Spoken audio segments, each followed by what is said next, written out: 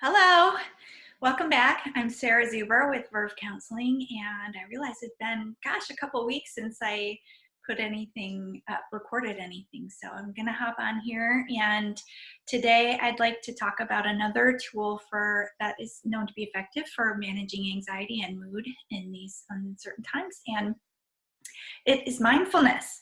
And this is such a rich, broad, deep topic that it was hard to even narrow it down on what to talk about today. But I'm going to start with some concepts from mindfulness-based stress reduction, which is a therapy developed by Jon Kabat-Zinn in the late 70s, and talk about what is it, why, and then we're going to walk through one experiential exercise of mindfulness, a mindfulness practice. So let me open up a PowerPoint. All right. Well, this looks different. Here we go. There must have been an update.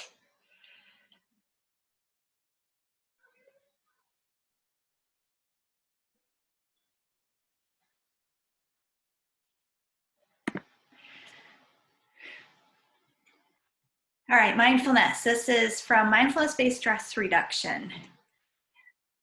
Jon Kabat-Zinn defines mindfulness as paying attention in a particular way, on purpose, with intention, consciously, and with commitment, in the present moment. So not thinking about yesterday, not thinking about what's ahead, but really paying attention to what's happening in the here and now.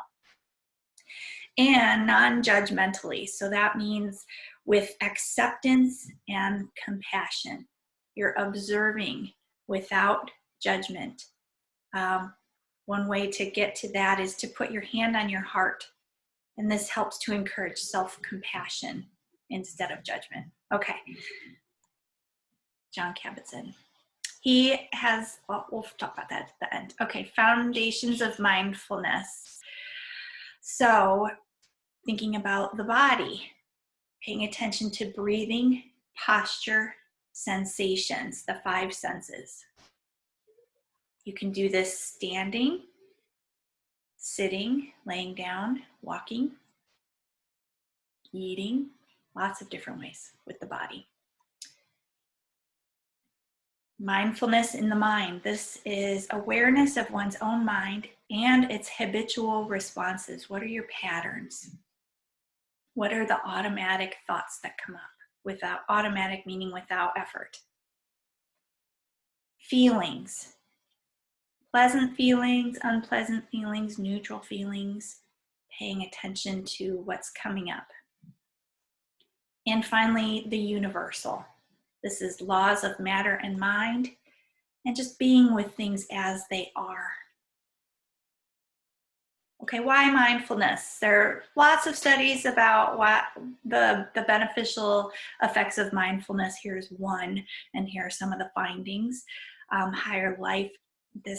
There's a correlation between mindfulness practice and higher levels of life satisfaction, agreeableness, conscientiousness, vitality, self-esteem, empathy, sense of autonomy, competence, optimism, pleasant affect. So affect means the way your mood appears. Okay, so a bunch of different benefits. No guarantee, of course, that any of those will be true for you, but certainly compelling. Okay, so we're gonna do now an experiential exercise, a mindfulness exercise with music. So I'm going to play a piece, and it's going to take, we're gonna pause, let's see, how do I do this? Pause the share.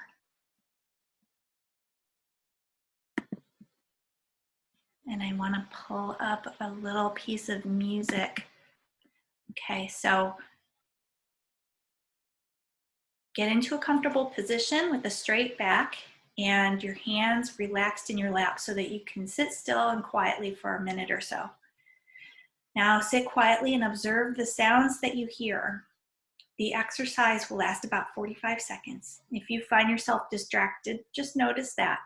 Observe yourself as you become aware that you were distracted and return to noticing sounds. This is from Dialectical Behavior Therapy, Marsha Linehan. Okay, so just listen.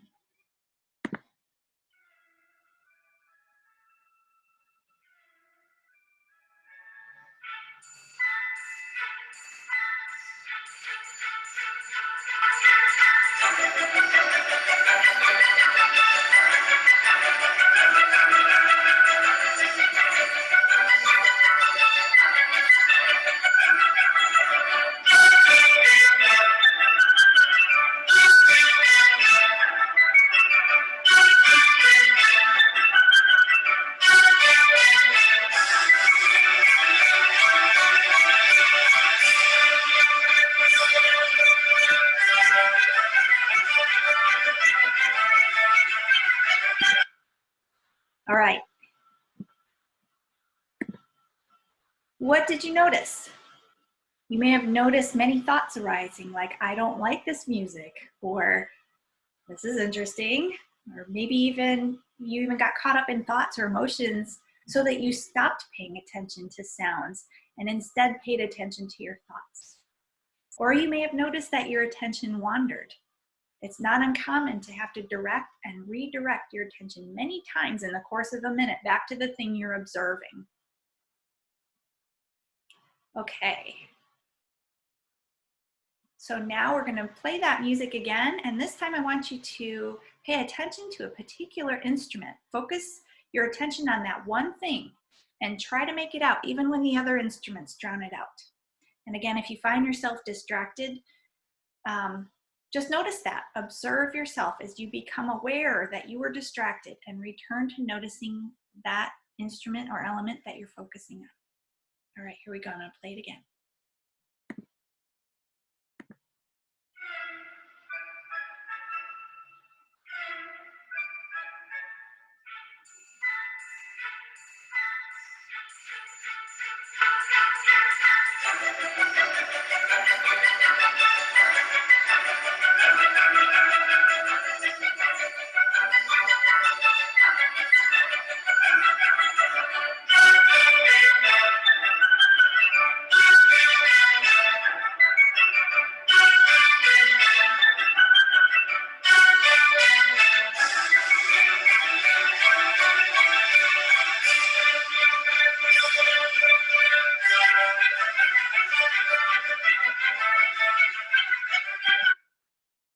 Okay. So that time, what did you observe? Did you notice anything different when you focused on just one element? Because your attention was focused on one thing, you may have noticed things in the music that you didn't hear the first time. Sometimes observing allows us to see new aspects of a situation. I noticed that I cannot help but chair dance. Hopefully you really did close your eyes so you didn't see me trying to suppress my wiggles. All right, we are going to listen to this selection one last time. And this time, I want you to focus your attention only on the elements that jump out at you. So notice whatever jumps out at you as though they were clouds skittering across the sky, one after the other. And again, if you find yourself distracted, notice that, observe yourself as you become aware that you were distracted, and return to noticing the sounds that jump out to you. Okay, this is the last time. Here we go.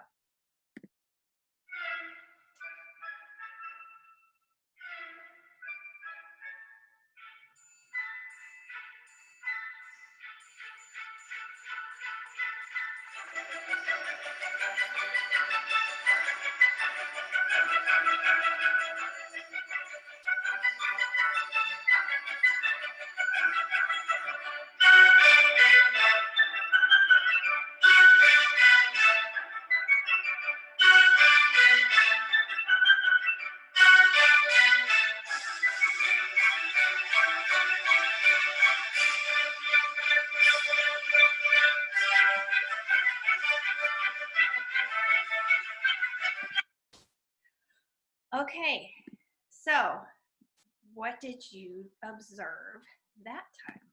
I'm curious to know how those three approaches to the same music changed what you noticed and how you experienced the music and what that did to your thoughts and your emotions. I find that to be a pretty powerful exercise for me personally. I experience music so differently with each of those. And there's no way to experience that except for in the present moment, right? Um, so you might try this with your own music, or as you're listening to a song, just take a second and notice, pick out one instrument or one voice, or just notice what's jumping out at you. It's just you're exercising a muscle of mindfulness, of paying attention to your thoughts and your feelings and your sensations. So that piece, you may know, was Offenbach's Can music. And if you're interested in learning more about mindfulness-based stress reduction, or really John Kabat-Zinn's work, he has two great books that I love. One is called Wherever You Go, There You Are. Very popular. You might find it at the library. And the other one is called Full Catastrophe Living. And both of these are sort of aimed at are very effective in helping to ease anxiety. And I hope you found this presentation informative and enjoyable, and I look forward to seeing you next time.